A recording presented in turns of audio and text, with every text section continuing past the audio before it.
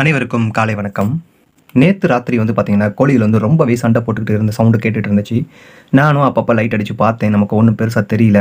சரின்னு சொல்லி காலையில வந்து நம்ம வீட்டுக்குள்ள இருந்த எல்லா கோழிகளையுமே வெளிய மேய்ச்சலுக்கு அனுப்பிட்டு, சரி நம்ம வலைக்குள்ளேயும் கோழிகள் வந்து எப்படி இருக்குன்னு பார்க்கறதுக்கு காலங்காத்தாலே வந்துட்டேன் நானு. ஸோ வீட்டுக்குள்ள இருந்த கோழி எல்லாமே ரொம்ப தூரம் போயிடுச்சு. இந்த 2 மட்டும் தான் எங்களுக்குள்ள நிக்குது. சரி வாங்க பார்க்கலாம் என்ன ஆயிருக்கு அப்படின்ட்டு. This video is sponsored by BuyMote eShopping. நீங்கள் ஆன்லைனில் க்ரோசரி ஐட்டம்ஸ் வாங்குறவங்களா? அப்போ கண்டிப்பாக பைமோட்டை சூஸ் பண்ணுங்கள், பெஸ்ட்டாக இருக்கும். பைமோட் மொபைல் அப்ளிகேஷன் இப்போ ப்ளே ஸ்டோர்லையும் ஆப் ஸ்டோர்லையும் அவைலபிளாக இருக்குது. சீக்கிரம் டவுன்லோட் பண்ணிக்கோங்க. எந்த ஒரு ஆஃபரையும் மிஸ் பண்ணாமல் வாங்கிடுங்க. இது வந்து நம்மளுடைய மணிலா வாத்து குஞ்சுகளும் வான்கோழி குஞ்சுகளும் இருக்குது. மணிலா வாத்துக்கு 4-5 மாதம் ஆயிடுச்சு.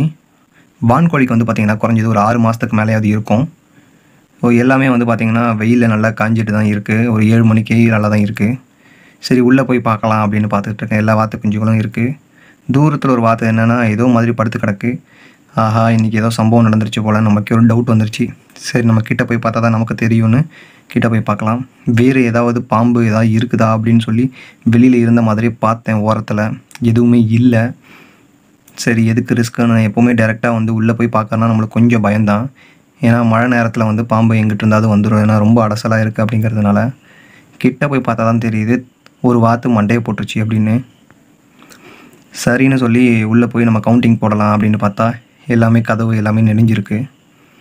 உள்ளே போனால் தான் தெரியுது அது நம்மக்கிட்ட முதல்ல வந்த தாய் வாத்து அப்படிங்கிறது. கிட்டத்தட்ட இந்த வாத்தை நான் வாங்கும் போதே 2 வருஷம் அப்படின்னு சொல்லி தான் வாங்கினேன் நான்.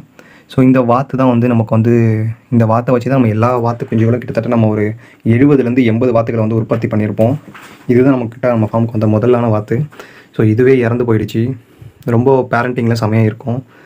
இறந்து போயிடுச்சு. என்ன ரீசன்னு தெரியல. ரொம்ப விரைச்சிடுச்சு. அநேகமாக நைட்டு நடந்த சண்டையில் ஏதாவது கொத்திருக்கும் அப்படின்னு நினைக்கிறேன். இது எப்படி இறந்துச்சுன்னு தெரியல. பக்கத்தில் எதுவும் விஷம் மாதிரி எதுவும் தெரியல. பாம்பு எதுவும் போட்ட மாதிரி எனக்கு தெரியல. பக்கத்தில் பாருங்களேன். இதுங்களாம் வந்து எப்படி அந்த இறந்து போயிடுச்சுன்னு சொல்லி பார்க்க வந்திருக்கா, இல்லை நான் அதை துன்புறுத்துறேன்னு நினச்சி சப்போர்ட்டுக்கு வந்திருக்கா அப்படின்னே தெரியல. ரொம்பவே கஷ்டமான ஒரு சுச்சுவேஷன் தான். எனக்கு இப்போ என்ன செய்யுதுன்னு தெரியல. ரொம்ப விரைச்சி போயிடுச்சு. இதை கொஞ்சம் டிஸ்போஸ் பண்ணணும். நானும் சுற்றி பார்த்தேன். ஏதாவது விஷம் வந்து பாம்பு குத்திருக்கா, ஏதாவது சிம்டம்ஸ் இருக்கான்னு பார்த்தேன். எதுவும் இல்லை.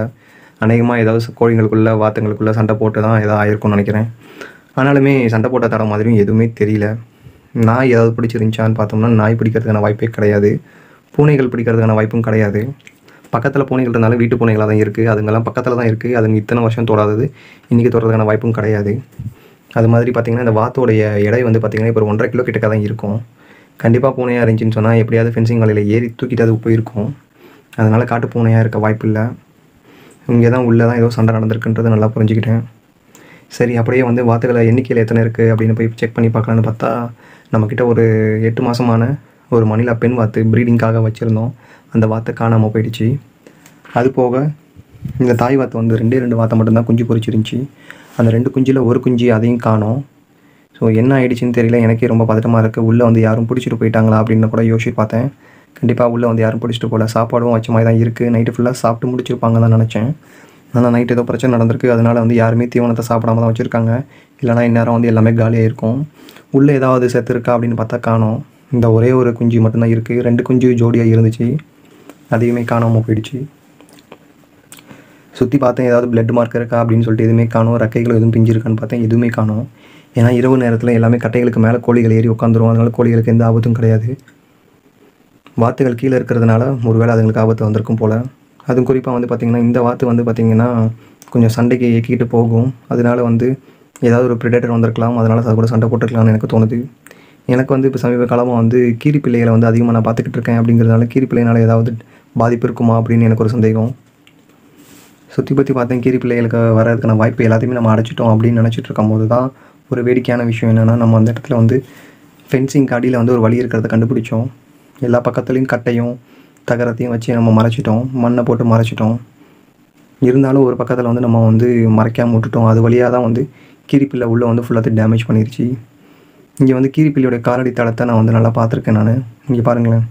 இது வந்து கீரிப்பிள்ளையோட காலடி தடம் தான். இது நல்லாவே தெரியுது. ஸோ இந்த 2 புள்ளி இருக்கு இல்லையா, இது வந்து கீரிப்பிள்ளையோட காலடி தடம் தான். மலையில் வந்து பார்த்திங்கன்னு சொன்னால் இது நல்லாவே வந்து ஃபுட் பிரிண்ட் வந்து பதிஞ்சிருக்கு. இது பூனையாக இருக்கும்னு நினச்சேன். ஆனால் வந்து கீரிப்பிள்ளை தான். இது நல்லா கன்ஃபார்ம் பண்ணிட்டேன். எப்படின்னு பார்த்தீங்கன்னா இங்கே பக்கத்தில் வந்து கொஞ்சம் கேப் இருக்குது. அதை நான் தகரத்தை வச்சு அடைச்சிருந்தேன். நல்லா கீரிப்பில் வந்து ஏறி தான் போயிருக்கு. கீரிப்பில் எப்போவுமே வந்து அடியில் கூடி தான் வரும்னு நினச்சேன். ஆனால் இந்த வாட்டி மேலே கூடியும் ஏறி வந்திருக்கு. அது எப்படின்னு பார்த்தீங்கன்னா ஃபென்சிங்க்கு பின்னாடி இருக்க கல்லில் சப்போர்ட் பண்ணி பூனை மாதிரி ஏறி வந்திருக்கு. நானும் பூனை அப்படின்னு தான் நினச்சிட்டு இருந்தேன். ஆனால் சுற்று வட்டாரத்தில் காட்டு பூனையோ வெறுகு அந்த மாதிரி எதுவுமே இல்லை. இந்த ஃபென்சிங் அடியில் இருக்க லைட்டாக கேப் மூலியமாக தான் வந்துருச்சு. என்ன பண்ணுறதுன்னு தெரியல. நம்மக்கிட்ட இன்றைக்கி வந்து 3 லாஸ் ஆகிடுச்சு.